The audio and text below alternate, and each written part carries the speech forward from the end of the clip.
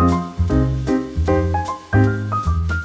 excited about this next panel is really to talk about AI infrastructure. And what does it mean when you're actually sitting at an agency, at a brand, and really trying to almost like promote change, changing the way you're looking at AI from an infrastructure level. So this is not just about the tools now, right? This is about how do you get in there and look at the whole operations of things, how do you look at your business and really have now be the leader there to push AI becoming part of the infrastructure itself. So I'm super excited to invite 3 folks on the panel that you'll see when I click here. Here we are. So I'd love to welcome Colleen, Chris, and Lars to the stage right now. Can you please join me in where your head is? Just feel free to sit right on there.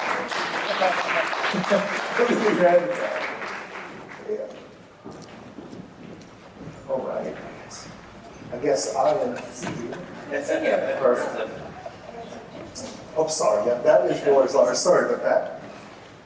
All right, guys. Well, we'll just kind of jump right into it. I refuse to do the note cards because then I have to put my reading glasses, and I'm not ready to accept that at age 49 yet. So I will just kind of do it like this. So the first question for the panel is, before we talk about the actual AI infrastructure and kind of how you implement that, let's start with the pressure points, right? All of you are in that seat right now. We can understand the pressure points there. So from where you're sitting, what is breaking or becoming unsustainable in the way marketing and commerce teams operate today? And we'll start with Chris, then we'll go Colleen, and then Lars. Well, I would say that this is not just, AI is one of the things that's exposing this, but more generally, I would say teams at large brands, small brands, not so much, but definitely at big companies and agencies, are not built for always on. They're built for campaigns. Yeah. So we saw this first as e-commerce started to exist, where it was like there was no team to look at things because they weren't used to having data available. So as we're thinking about like where that crack exists, it's the friction between teams built for campaign-based activation and always-on activity that you have to have access to in commerce. That's like probably the biggest thing that I see. Yeah, makes sense. Colleen? And I think also just to build on that, like moving away from relying on pay to play, because AI knows the customer a little bit better. It's a little bit smarter than the algorithm was in the past. So you can't just put on a keyword and hope to show up. You have to be optimized 360, and you have to have really good content. You have to have that speak to your paid media team, your promotional strategy, and have everything kind of connect. That way the AI algorithm knows what to do with that product or to do with your brand and how to recommend it.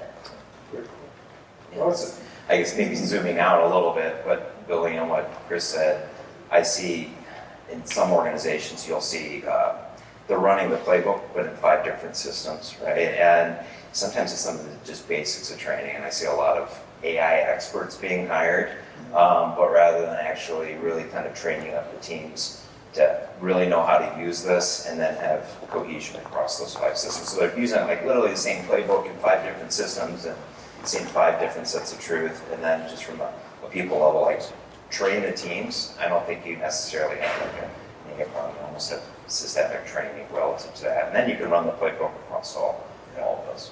Yeah. How many people does that resonate to in general in the audience? Yeah, I think coming from previously brand side and really a seller side, that made a lot of sense to me. Okay, question number 2. When people say they want to use AI, they often jump straight into tools like we were talking about earlier. But AI is only valuable as the signals feeding in. What data or signals need to come together for marketing and commerce teams to make better decisions? And we'll go the reverse order, or we'll go Colleen, Chris, and Lars. Sure. At Front Row, we talk a lot about what is AI decided versus AI informed. What are we totally trusting AI with versus what are we using it to help? I think a lot of the conversation today has been around AI is not perfect yet. It's really, really useful. It should be, companies should be leaning into it, but we can't just close our eyes and say, okay, do your thing. So I think having that discernment to understand how far you can take AI, how much it can help to achieve your goals, and make sure that the teams that are using it are well informed about how it's used, are well informed about how it's working in the back end so that they can check it, make sure that the output is correct, accurate, and kind of holding up to the quality that you would normally want to have if you were not using that tool. Yeah. Chris? So I would think about the signals, like the first thing I try to talk to teams about is organizing them, right? Rather, because we have more data than we ever have, and that doesn't always help us. So if you try to organize around a shared understanding of three things. So demand, meaning your conversion metrics and search, who's looking for you. Your readiness, so thinking about in-stocks, pricing, content, etc. And then context, so promos, seasonality, what's coming up on the launch. If you can look at all three of those layers at the same level and be purposeful about like thinking about how those KPIs fit into those buckets, that can start to orient you towards making decisions where they matter. Yeah, makes sense. Lars, finish this off. Yeah, so at least from where I sit, right, we work with retailers to help power their media networks and such. And so when I thought of this question, like, yes, you can, I would answer very similar to what Chris and Colin said, but for my seat, it's almost a little bit more primordial. Like, we need to get some of like the basic commerce signals around inventory and pricing. Otherwise, we have all these KPIs and we're running media against it, we're using AI, but we don't see a lot of unity between the media and sometimes the actual commerce avails, right? The actual products that we're trying to move down to that. Otherwise, it's kind of for naught. And so we're seeing a big trend across the industry right now, whether they call it holistic or unified, where you have to take the commerce signals, the media, it has to be unified into one kind of single logic, right? And that's literally happening across the largest retailers, marketplaces right now. And so that kind of primordial goop right there, I think it really needs to be lined. Otherwise, like, what are we doing here? Like, you're just optimizing for products that might not be there and false metrics, that are kind of hallucinations. Yeah, very disconnected. Yeah, overall. All right, losing my voice here in the afternoon session. That's great. All right, let's keep this thing going. So this session is really about senior leadership, right? So we kind of talk about affecting change in our organization. So for senior leadership, and we think of change management, if AI infrastructure is not just a technical challenge, but an organizational one, how should leaders rethink team structure, incentives, and ways of working? And we'll go Chris, Lars, Colin. So I'm sure we've all been in meetings before where you hear someone who's not connected to the work be like, well, we can just AI it. And what I always say is that like AI exposes the cracks in your organization and does not heal them. So if you have foundational issues with how you are incentivized to behave, AI will just make that happen faster.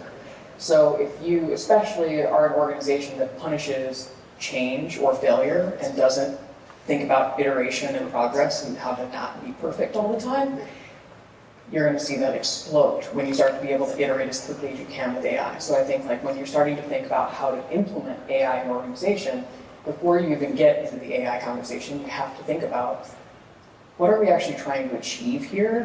What is the ethos we have about how we want to work? And what will this enable us to do? And I think we miss that a lot because it's just hit the AI button to do what, right? Like we're going nowhere faster. That's okay. That's not going to help us. My turn. No. I'd say two parts. One, like I mentioned earlier, like you don't necessarily have to hire for AI experts, but actually train the teams, right? And as Chris said, any organizational issues you have is just going to be massively exposed, right? Like you're already going to have those with or without this. But the second part that I try to do in our organization, I see across others, like even without AI, you're trying to get truth and you're trying to get speed, right? You're trying to be able to understand what's going on. And what I love about this kind of the AI revolution is getting that from your teams, in fact, in a quicker sense that you can act on it, right? So for management, working with the teams, we're always trying to understand what's going on in real time outside of just the signals. So let's say more the qualitative side of the business versus the quantitative. But we also know we need to train those teams to be able to do that. And so then you can have real conversations with our clients, the publisher partners, everybody in the ecosystem. So it's not just the organization, it's the training, and we've always tried to foster speed and like absolute truth. And AI just now really amplifies that. And so I'm excited to help that. Yeah, and I would agree with both, but I think something that really worked well for us recently was turning to our employees and seeing who's really excited about AI, who knows a lot about it. There's always going to be a few people in different areas. We do everything from logistics to marketing to promotional strategy. And Throughout the different sectors, there's always a few people who are really excited about AI, really into it, have a personal interest in it. Assigning SMEs who can really champion it and educate their peers, I think, has been really helpful for first getting everyone on board, because not everyone's always going to be on board with AI, to help them understand that it is a helpful tool, but also to bring in that outside knowledge because it's changing every day, and really make sure that we are in the forefront of everything that's changing and able to act on it pretty quickly. I think it's a great point. I think embracing those people in the org that are actually wanting to be part of it is very powerful, because then you can really kind of push that even with their colleagues and peers. So I love that answer. Okay, great. Let's go into the next question. These are great, by the way. Very insightful. So traditional planning is often calendar-based, channel-based, or retailer by retailer. But AI-enabled systems can respond to signals much more dynamically.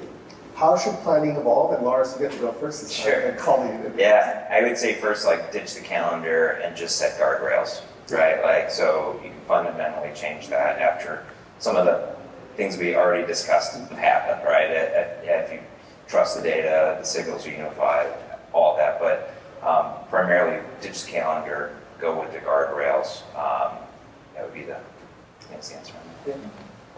I mean, I think Xnurta was our first taste of this at Front Row, understanding how quickly things change when we enable an AI tool and how quickly we can act on it.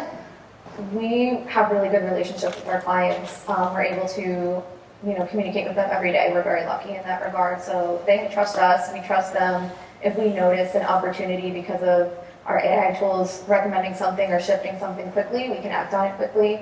We still have our regular MVR and QBR cadence, but it's a lot more productive now because we're able to really pinpoint what we shifted and quickly assess it, see if it worked, and move on from it to go to the next thing that we can help build on the growth. Colleen, just really quickly as a follow-up. So how much are you seeing your clients really being interested in AI? Do they want to know more what exactly was done, or is it more just curiosity? I mean, it varies. I noticed in the past year, we were just talking about this before, it seems like now every client wants to know about it though. The level of knowledge varies for sure. Some know everything about it. They're coming to us with things that they're hearing. Others just know, oh, this AI thing, we should do it. So there's some education there with those clients so they can know exactly how far we can take it or when it's reasonable to really lean into it. I mean, I think I sit within a media agency as part of Publicis, and there's 10,000 people who work for Publicis, and almost every day I'm aware of the scale of what we're trying to deal with.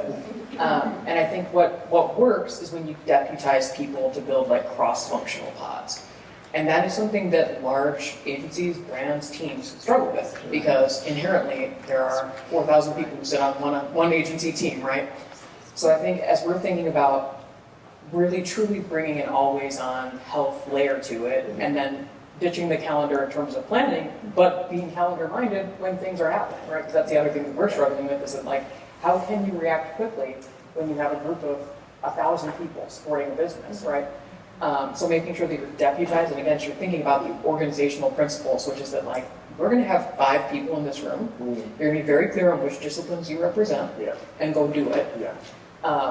That's a significant change in ways of working, but AI enables us to be able to do it in terms of people can be briefed even going into those meetings to say things like, okay, what do I need to know if I'm representing all of digital shelf and e-com, which I frequently am, and I don't know the details because I'm not going to. I can go into tools and say, like, tell me what I need to be able to represent in that agile pod, because otherwise I don't want to miss something, knowing that my signals I think are the most important, or at least some of the most important as we're thinking about the business. Are you seeing people hesitating when you're bringing up AI in these pods? Or? Oh, yeah. Still a lot of hesitation. Oh, yeah. I mean, it's still very largely manual dashboards, or, having to go in and update it, or a lot of screenshots are getting shared. It's clunky. Yeah, it's not good. It's hard to change old habits sometimes. So. Okay, great. The next question here is, if the infrastructure does change, the measurement model probably has to change too. What should senior leaders be asking for beyond standard ROAS or campaign level performance? We'll go Chris, Colleen, and Lars. So when I talked about those 3 layers of signals, I think one thing that I'm constantly talking to senior leaders at brands about is that, like, you don't need to care about all of them equally at the same time. And that's the point of a measurement framework. And that, this is probably a room of a lot of people that have passion for measurement, and we're used to being at the end of a presentation, right? And I think the more that we can bring that to the front and saying we designed a program and here's how we're going to measure it, looking at everything we could measure, okay, here's everything we could, what are we going to care about? And let's weight it appropriately. Because I think that's the other thing is that I've noticed in some organizations there's a tendency to think everything on the scorecard has to be green. And in many cases, they're conflicting metrics. That's like, it's physically impossible, right, to drive both efficiency and volume, as you're thinking about doing these things.